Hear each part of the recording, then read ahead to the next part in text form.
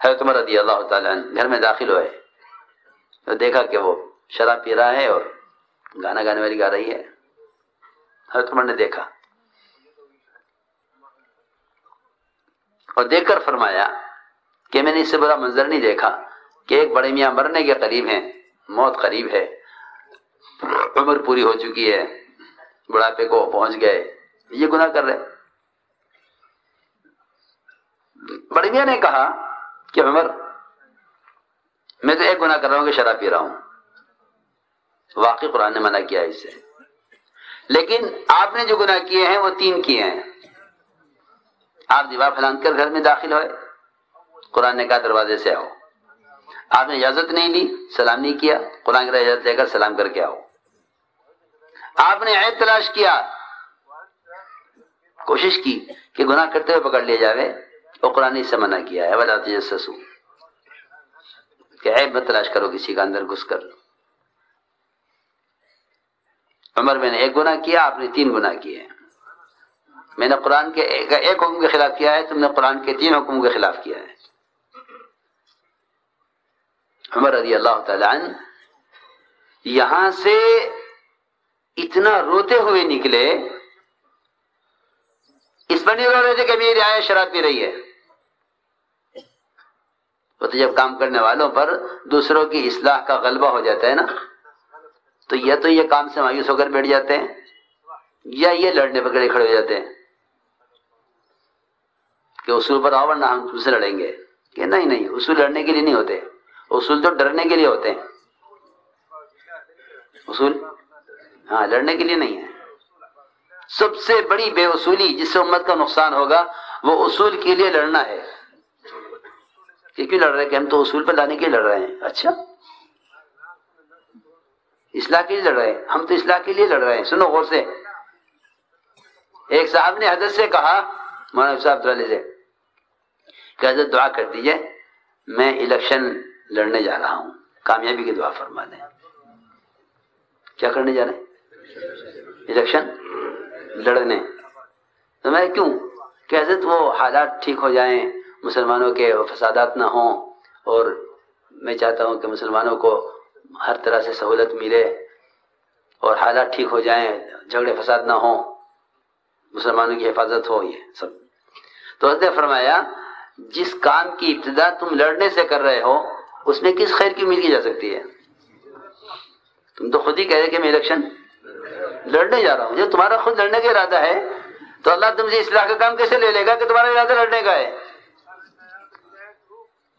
ہاں، کتنے لوگ ہیں جو اصول کے لیے لڑ رہے ہیں کہ ہم تو اصول کے لیے لڑ رہے ہیں. کہ نہیں، اصول کے لیے لڑنا تو نبوت میں کہیں بھی نہیں ملے گا، نہ دور صحابہ میں کہیں ملے گا کہ اصول کی لڑائی کریں، کہیں نہیں. سب سے بڑی بے اصولی، سب سے بڑی حماقت ہے یہ کہ آدمی اصول کی لڑائی کرے. کہ نہیں، کام کرنے والے ایسے نہیں ہوتے کہ جو کسی چیز کو اصول پر لانے کے لیے لڑے. نہیں، جو کہیں کہ بے اصولی کا صرف ایک ہی علاج ہے کہ تم اصول یاد دلاتے رہو اور اللہ سے تنہائی میں دعائیں کرتے رہو، بس. اس سے زیادہ کا کوئی مکلف کیا ہی نہیں گیا، اس سے زیادہ کا کوئی مکلف نہیں کیا گیا. اگر اس سے زیادہ کرو گے تو خود مجرم بنو گے. جو کام تمہیں کرنے کے لیے دے نہیں گیا تو تم نے کیوں کیا؟ کوئی ہے ہی نہیں، گنجائش ہی نہیں ہے اس کی.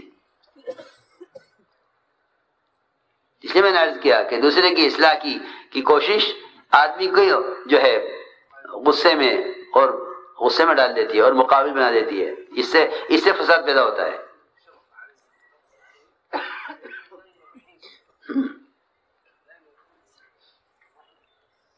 تو بہت عجیب قصہ ہے یہ. اس میں ہمارے لیے بہت اصول ہیں کہ عمر رضی اللہ تعالیٰ عنہ اس پر نہیں رو رہے تھے کہ میری رعایا شراب پی رہی ہے. میری رعایا کا کیا ہوگا؟ کیونکہ جن لوگوں کا خیال یہ ہے کہ کام کا کیا ہوگا، کام کا کیا ہوگا، کہ کام کا کیا ہوتا؟ جس طرح اللہ قرآن کے محافظ ہیں، کام کے محافظ ہیں. ہاں، اللہ اپنی دین دعوت کے محافظ ہیں. فکر اپنے نہیں کرو کہ کام کا کیا ہوگا، کام کا کیا ہوگا. کہ کام تو نکلا چلا جا رہا تمہارے ہاتھوں سے آگے. حضرت فرماتے تھے کہ یہ اتنی تیز رفتار ٹرین ہے، جو سوار ہو گیا ہو گیا، جو رہ گیا رہ گیا. حضرت کا ملفوظ ہے. اس لیے ہمارے یہاں احتجاج نہیں ہے، احتیاج ہے. محتاج بن کے چلو، احتجاج نہیں کہ بے اصولی ہم احتجاج کریں گے کہ نہیں. احتجاج سے تو کبھی اصول پر آ ہی نہیں سکتے. ہمارے کام میں احتجاج نہیں ہے. ہاں احتیاج، ہم محتاج ہیں. احتجاج نہیں، اسٹرائک نہیں، بائیکاٹ نہیں. یہ ہمارے کام میں ہے ہی نہیں یہ چیز، اور اسلام میں ہی نہیں ہے. تمہارا کام کیا؟ اسلام میں ہی یہ چیز نہیں ہے کہ اسلام میں احتجاج ہو، اسلام میں بائیکاٹ ہو. یہ اسلام میں نہیں ہے.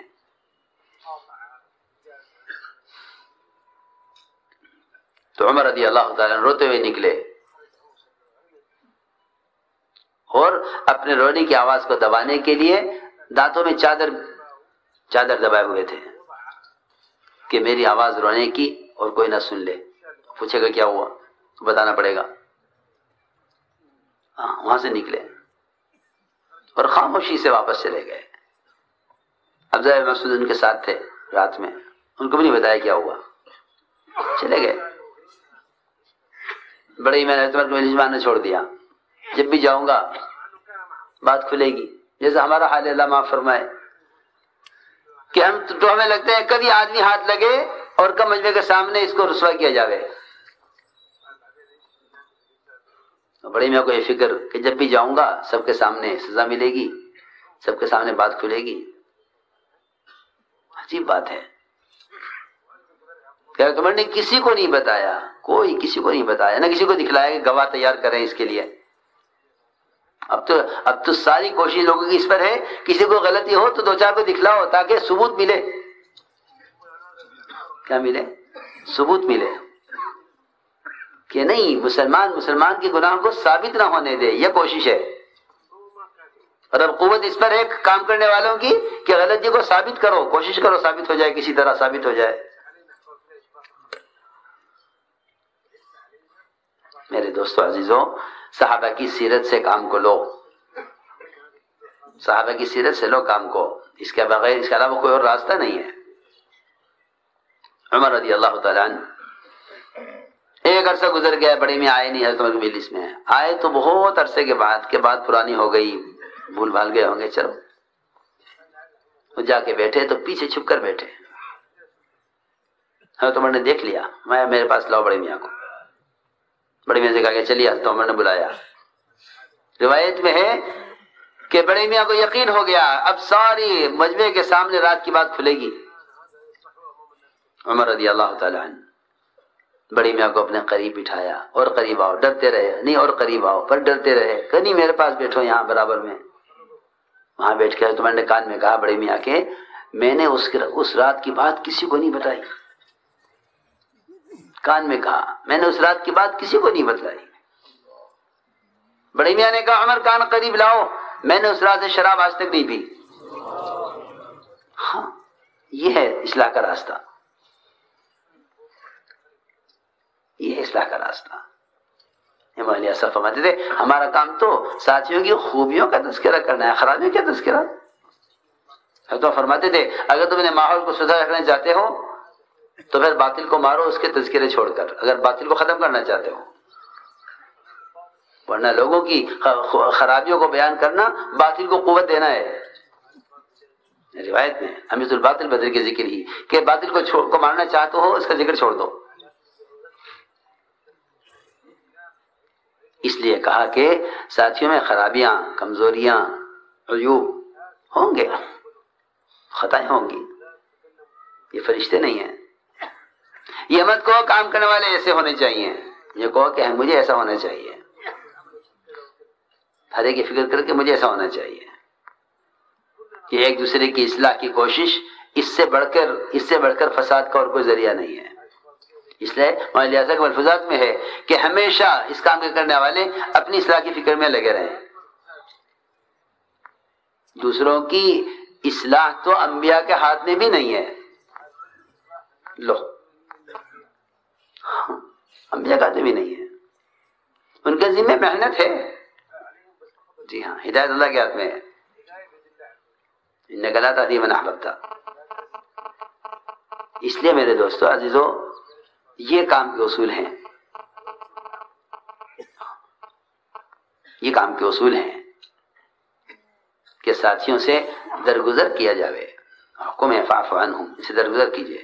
غلطی ہوں گی کہ جب کسی کو غلطی ہو جائے تو اس کی غلطی کے بجائے اس کی قربانیوں کو یاد کرو. جی ہاں، اس کی قربانیاں یاد کرو. یہ ہمیں اس کا سبق سکھلایا گیا ہے کہ جب غلطی کسی سے ہو تو اس کی قربانی یاد کرو. کوتاہی نہیں، قربانی یاد کرو. وہ صحابہ سے بھی غلطیاں ہوئیں. اب دیکھیں حضور اکرم صلی اللہ علیہ وسلم کا اور خلفاء راشدین کا اس معاملے میں، اس چیز میں کیا معمول رہا ہے. آپ کی مسجد میں پیشاب